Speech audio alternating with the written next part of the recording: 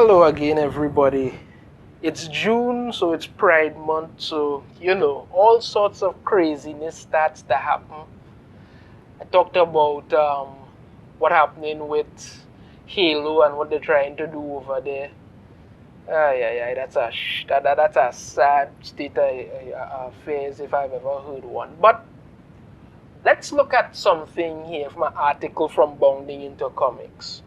Wonder Woman actress Lynda Carter claims Wonder Woman is a queer and trans icon. You start to wonder what the hell really going on when you start to hear nonsense like this. Now, Lynda Carter played Wonder Woman in the Wonder Woman TV series several years ago. I've seen it, not bad with the time, good story, and the other beautiful woman, Lynda Carter, all of this. Could not be more wrong in this statement. But let's go through it and we'll see what happens. Wonder Woman actress Lynda Carter recently took to Twitter, well, of course it must be Twitter, to claim that the character she played in the 1970s TV series is a queer and transgender icon. I don't know what the hell would make you say that, but okay. This is what she wrote on Twitter. I didn't write Wonder Woman, but if you want to argue that she is somehow not a queer or trans icon, then you're not paying attention. Every time someone comes up to me and says that Wonder Woman helped them while they were closeted, it reminds me how special the role is. Now, I have no problem with Wonder Woman,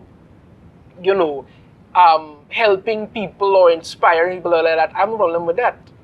But Wonder Woman has always, I don't understand how you could associate with somebody deciding that, because Wonder Woman help them to come out of the closet and all of that. That is somebody's personal choice. I don't understand what that have to do with Wonder Woman, because in the Wonder Woman TV series, in the comics and everything, she was in love with Steve Trevor, who crash landed on the island. That was the whole thing throughout the comics and everything. I think it was in 2016 or something. So some comic book writer made some dotish statement about that, and it started some statement about Wonder Woman being in some kind of being queer or something, or some kind of having relationships or something. So while on the island full of women, no, I don't know what's happening over there. That's not. I wasn't in my business. But what I'm saying is, associating this with being a queer or trans icon makes me wonder if you remember the actual series you were in. I'm really starting to wonder if you remember the actual series you were in. Let's move on and see what else. In a follow-up tweet, Carter wrote, "Love seeing all the love from the Alphabet fans today. Now here's one I call the ready to fight your homophobic relatives pose. Just kidding. Or am I? Haha. First, you need to fight your homophobic relatives. All your relatives are suddenly homophobic. Oh, God, all these other panda like no shame."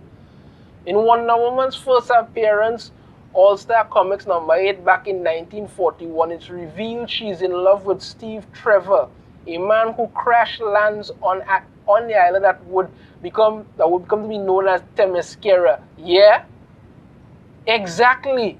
This is the showing it here. I mean, what the hell? In fact, the story concludes with Wonder Woman disobeying her mother, entering into a tournament and winning the tournament in order to secure the right to escort Steve Rogers, I guess that'll be Trevor, back to America in order to preserve American democracy and liberty. The book ends with Wonder Woman creator Charles Moultron writing, "And so Diana, the Wonder Woman, giving up her heritage and her right to eternal life, leaves Paradise Island to take the man she loves back to America, the land she learns to love and protect and adopts as her own." Wonder Woman's primary love interest moving forward would be Steve Trevor. However, she also had dalliances with Batman and Superman, as well as the vigilante nemesis and the human rights activist Trevor Barnes. It wasn't until 2016, right? Yes, when DC Comics writer Greg Rucka claimed in an interview with Comicity that Wonder Woman was queer. When asked if she was queer in his year one story, Rocker responded, how are we defining queer? You're applying a term specifically and talking to an ostensibly cis male and white to boot, so queer to me may not be the same as it is to another. Okay, whatever. They find that he may say, fair enough, for the purposes of this conversation, I would define queer as involving, although not necessarily exclusively, romantic and or sexual interest towards persons of the same gender. It's not the full definition, but it's the part I'm narrowing in on here. Rocker then responded, then yes, he would elaborate and say, no, we are saying Diana has been in love and had relationships with other women. As Nicola and I approached it in the answer, obviously, yes. Look, you see me, I ain't with them nonsense, we.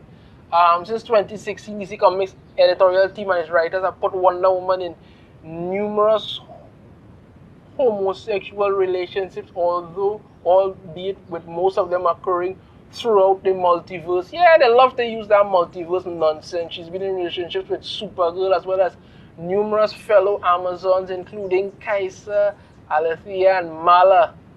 I remember they did this thing with Nubia. They had this transgender, I think it was Bia or something, so that never worked out. It was garbage. However, with DC Comics putting Wonder Woman into these disordered relationships does not make her a queer or trans icon. Exactly. Wonder Woman's first and true love is and will always be Steve Trevor, no matter what future writers do. There's a reason that the first live-action Wonder Woman film still followed Marston's origin story for the character and had her fall in love with Steve Trevor. Okay, I was not a fan of that first Wonder Woman movie at all. No offense to Gal Gadot, but you know the movie wasn't good. That's my opinion on it. Even Lynda Carter's own show used Wonder Woman's first appearance and story in the Wonder Woman TV movie, the new original Wonder Woman. You see, I mean, this is what I'm saying, eh? It's one thing to say, well, I am going to be representative of this. Okay, when it have these pride parades or whatever, and you see all these people dressed up, ultimately somebody's a big hardback man cross-dressing and all kind of Wonder Woman thing, that's their business. That's what they want to do, that's their business. And if you want to say that, okay, Wonder Woman as a thing has done something with the other or inspired people, okay. But you must not use it in that reference to say that, okay, Wonder Woman is a trans and queer icon. No, that does not make any sense. That is not how the character was created, how the character was depicted, how the character was used. It does not make any sense at all. And just because you may have affiliations to that group and want to say that you support or whatever, that's your business.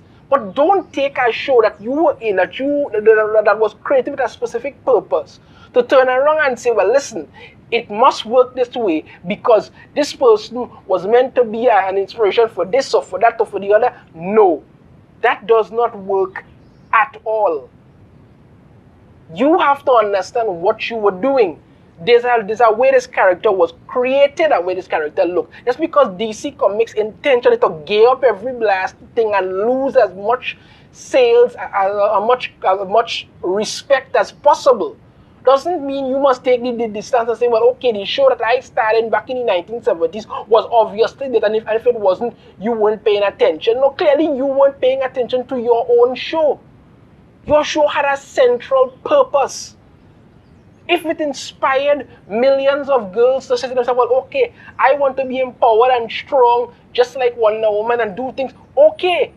If some other people were empowered by it, all right, but don't come out and say, listen, your show was some kind of icon for the trans and queer community. That is ridiculous.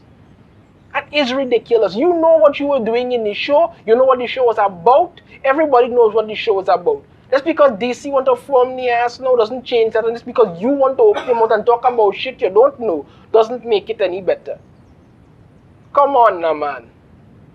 Telling you, when you see it comes to this whole Pride Month, whatever the hell kind of madness, it brings out all the crazy in people, you know? Literally all the crazy in people. Lynda Carter, respect you as an actress, respect you as a woman who played Wonder Woman on the TV series and all of that. respect you as a person and all that, but you could not be more wrong about this nonsense. So just stop trying to pander to stupidness for me, please. All right? You all take care. If you like the video, be sure to hit that thumbs up. Subscribe if you haven't already. I shall see you all next time.